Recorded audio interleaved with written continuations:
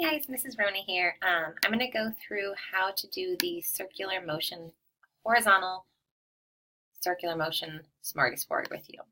So find that in your packet and just kind of an overview. The four things I'm going to ask for you for each scenario is a free body diagram from above, so looking down on the object, a free body diagram from the side, writing your F-net C equation, and then comparing magnitudes of all the forces. So keeping in mind what direction does the net force have to be in order for something to move in a circle.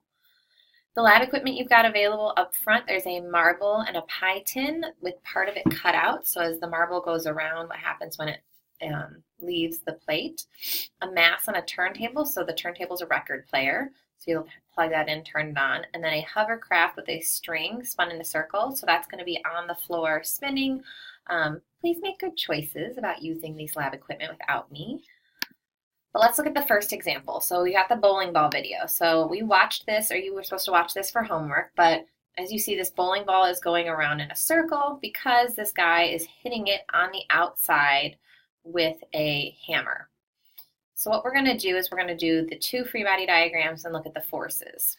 So if we look at free body diagram from above, so draw a circle, so you have somewhere to start with, and place the bowling ball somewhere on that circle. It doesn't matter where, but while it's going in a circle, pick a place for it to go.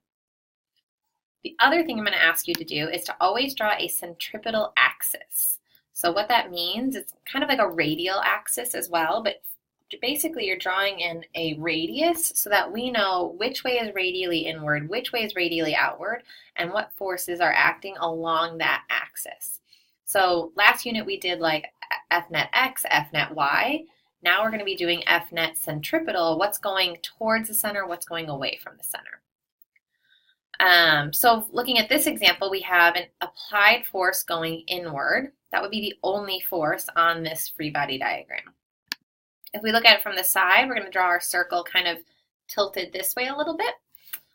You still want to draw your object and then pick the centripetal axis for where your object is.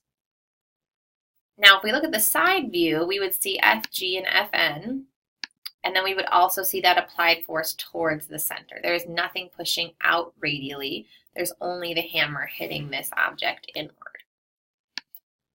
So our F-net equation is going to be F-net C equals applied force minus 0. Now, why do I have the minus 0 in there? Well, just like last unit where we had to pick a direction to be positive, we have to pick a direction to be positive here. For circles, we know they always have a net force towards the center, so I like to call towards the center positive. So I'm always going to say whatever's going towards the center of the circle is positive, and I'm going to subtract whatever's going away from the center. In this case, there's nothing there. So your equation, that 0 will go away, but I want to show kind of how that works if there were forces going in and out. So in this case, you've got an applied force, and instead of setting it equal to ma, we're going to set it equal to mv squared over r, which is that equation we got yesterday in our lab. In terms of comparing forces, well, which one's bigger? Well, there's only the applied force. So the applied force is bigger than 0 or bigger than nothing. Nothing's pulling radially outward. And so we know that this force is bigger, and that's why the object moves in a circle. So what you're going to do is do the rest of the demos with your table, share lab equipment. Again, make good choices about using it. And then you have the rest of the period to work on your homework, which is worksheet 2. It is 3 pages long. And have a great day. Bye.